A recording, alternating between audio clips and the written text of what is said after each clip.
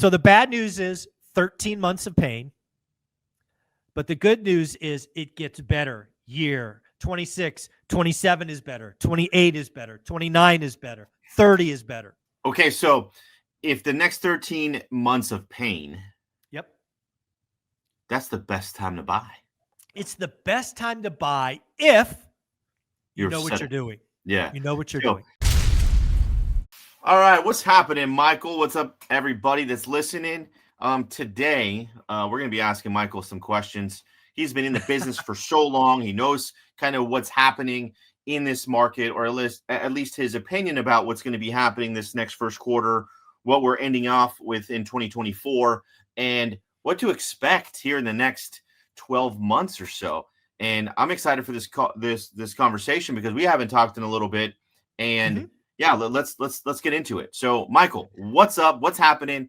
How are you ending 2024? And what can you help all of us with to get better at this next first and second quarter of next year? Yeah. So if we're going to keep this conversation focused on real estate, which is where we want to keep it, the first thing is I will say is 2024 ended exactly how I thought it would. What I mean by that is I thought we would do 4 million or less transactions, which translates to a pretty horrible year if you're in the business.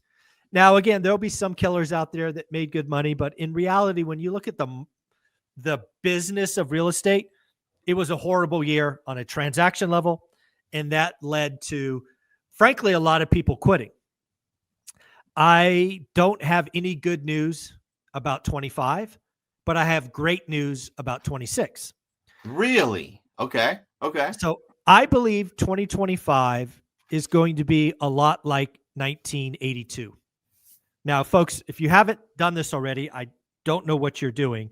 On my website, onerentalatatime.com, I have a free 54-year spreadsheet. All you have to do is put in your email.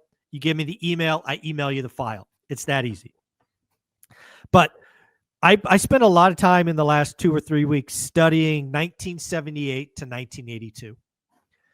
And near as I can tell, in the last 60 years, we are mirroring 1978 to 1982. So if that's true, it's my belief, it's my prediction, 2025 is going to be the worst year.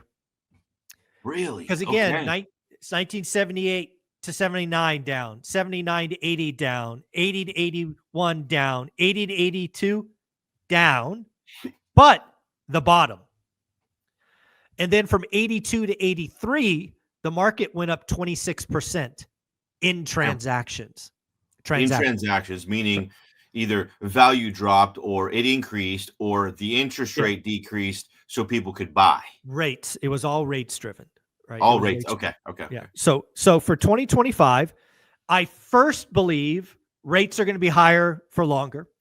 I am on record with calling an average of 7%. Wow.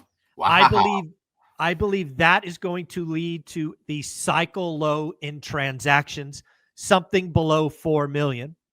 So if you're in this business and your juice, your oxygen is transactions,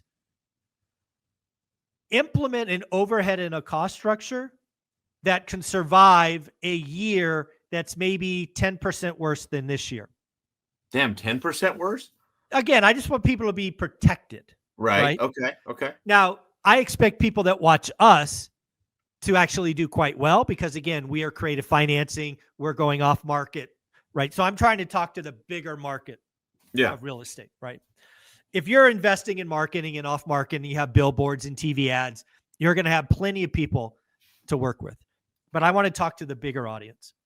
But I do want to give you some good news. I believe that the real estate market can only stay compressed for so long. And from 78 to 82, we learned that it eventually has to give back. Now, again, you know, in 1978, again, go look at the spreadsheet. We did roughly 4 million transactions. By 1982, we did 2 million transactions. We fell 50%. Wow, 50% in transactions. And then we went from 2 million to roughly 2.6 million. So it's not like we bounced from 2 right back to 4 million. In fact, the journey back to 4 million, Omar, took 14 years. But Repeat that. It took 14 years from 2 million to 4 million. Correct. To go back, to do a round trip back to 1978 peak. It took 14 years. Holy cow. But I want you to remember, if we go through another hard year, which I'm calling, the amount of people that are in real estate full time is going to collapse. We have already seen a lot of people wash out. We are going to see more people wash out in 2025. Thus, when you go back and you're in 2026 and the market pops 30%, nowhere close to the 6.6 we were at pre-cycle. We just go from 3.8 to 4.4. The people that are left, Omar, are going to gorge like it's a buffet. Damn. You are just going to get full and you're going to keep going back, and it's going to feel wonderful. But that's because your competition is dead and buried. Right. Or they left. They left the industry. Yeah. That's what I mean by dead and buried. They're not there anymore. They're not a warm body getting the couple of leads. Right. All of those fakers and pretenders and people who got lucky and whatever, they're going to bust out. They're going to go become Starbucks baristas. They're not going to be competition anymore. Damn. So I'm just writing notes. So the bad news is 13 months of pain. But the good news is it gets better year. 26, 27 is better. 28 is better. 29 is better. 30 is better.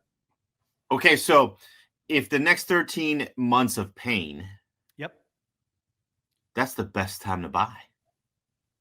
It's the best time to buy if you know what you're doing. Yeah. You know what you're doing. This is where you could go get, and this is California we're talking about, not out of state. And nope. I don't know it well enough to have that cash flowing business in out of state, areas. But in California, if we're at a low, the appreciation that we'll get over the next 3 to 4 years with buying today. If you can buy today from a distressed seller, a motivated seller, if you can get seller financing, you could get second mortgages, right? If you can do what you and I do, you could fundamentally set up mountains of wealth for the next decade. Wow. Okay. This is crazy because without knowing this, Michael, the last couple of weeks, I think the last month I was ramping up on seller financing, and that's what I'd be doing. I bought 3 or 4 properties, seller financing. I even put borrowed money for down payments as seconds. So I'm literally out of pocket $5-10K per house.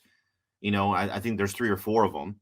So my out of pocket expense might be about $50,000 total, maybe 60. Right. But that's not bad. So now I have 60 over 3 or 4 houses, all owner finance, rented out. They're covering the service. And am I making a lot of cash flow? No, $200-300, nothing crazy. But I'm waiting on that appreciation over the next 3 years. It's going to be game time. Yeah, 3. I mean, it might be 5. It might be, but the idea is if you could set it up so it pays for itself and you could just be paid to wait. Not a bad strategy. Yeah. That's interesting, man. Okay. Holy cow. So the next 13 months. So it's really, from what I'm hearing too, Michael, it's like any agent out there or investor, you guys have to just be prepared, have some cash, deal, maybe cut expenses, get lean. Yep. Trim the fat. Yep. And just be nimble. Yeah. Brian Lebo said something to me years ago that I really think a real estate agent and frankly, a mortgage broker should think about. And he calls it MOL, MOL. Yeah. What's that mean? It stands for months of life. Oh, I like so that. So look at your business. Months of life? What's the E? Yes. No. So it's MOL, month of life. Oh, MOL. Okay. MOL. So months of life is basically, okay, take your monthly spend. Let's call it $5,000. And if your business account has 60 grand in it, you have 12 months of life, right? 60 divided by 5. So if I knew the next 13 months were going to be rough, I would want to have no less than 8 months of life, because I would obviously get more capital in to get me past the 13. But there's a lot of people you and I know that are running with 2 or 3 months of life. And that's a recipe for disaster. Okay. So now let's do this. If we're at 3 or 4 months, because you know how they say, you want to have 3 to 5 months in reserves of your nut, right? Of what your expenses are, whether it's, the wholesale side, the real estate agent side, the brokerage, whatever the case. That's interesting, because 8 months. I would try to increase it. 8 months, bro. If you had 4 or 5 months, I would look, because again, you could add a month one of 2 ways, right? There's only 2 ways you can get there. You can add more reserves, right? Bigger buffer, or you could look at your business and go, this expense is not currently working in the market, and cut it. Not that it's cut forever, but it's like, for the next 8 months, we're not doing this. We will spend it up next year or whatever, right? So there are 2 ways to immediately increase the months of life: either add more capital or reduce expenses that are not paying for themselves. Add more capital, reduce expenses, and adding more capital obviously is, going to work, go create, create income. Yeah. I mean, it's either taking income or bringing on investors, or, I mean, there's take your chips off the table. Yeah. It's exactly what it means. Yep. Huh. Interesting. Okay. I like this. This is a good perspective, and I'm going to use this MOL. Like that's in my vocabulary now. Like tomorrow. Yeah. Months of life. I think I think every small business, especially in real estate, needs to think about that. Yeah. What's your month of life? Yeah. Months of life. They're going to be like, what? I was like, yeah. What are your months of life? Like, if you stop working right now, how long can you sustain? Yeah. Look at your business. Again, every small business has expenses and revenue. And, how many months can you go with, no revenue? Dang, this is good. All right. No, this is awesome. I love it. Yeah. And then the last thing I will tell people is again, I've been a commission-based salesperson for most of my adult life. And what a lot of people get wrong, and we say this every year, we've said this every year for 4 years, is a lot of people take December off, and it screws up their Q1. It kills it. It doesn't screw it up. It kills it. It's just dumb. You're starting late. It's like, oh my God, I got this prospect and do this and do that. Where if you just did the work, and you don't even have to do very much work in December to stand out, because everybody else is just gone. So don't forget to do the work in December. You'll stand out. Yeah. So, and I'm writing this down as like the Q1 starts in December. Absolutely. So well said. Yep. Q1 starts now. Yeah. Q1 has 4 months, from December 1st to March 31st. 100%. I'm actually going to use that today.